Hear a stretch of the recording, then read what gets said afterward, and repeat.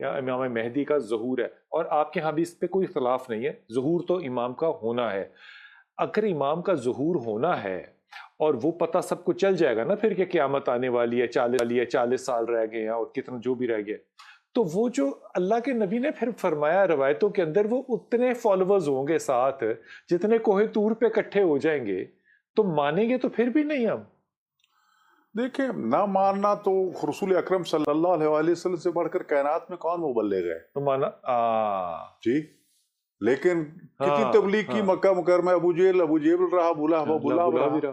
بخاری شریف 17 صفحے، اس کے باوجود کیا اتنے ہی کمزور مسلمان ہوں گے کہ ایک پہاڑی کے اوپر جہاں موسیٰ علیہ السلام جاتے تھے، اور میں نے وہ پہاڑی جو ہے وہ دیکھی ہے، وہ پہاڑی کتنی بڑی ہے؟ 1000 لوگ آ سکتے ہیں اس میں؟ نہیں، 1000 لوگ بھی نہیں آ سکتے۔ کیا ہم ان ساری نشانیوں کو دیکھ کے بھی اللہ تعالیٰ کے آگے سجدہ نہیں کریں گے؟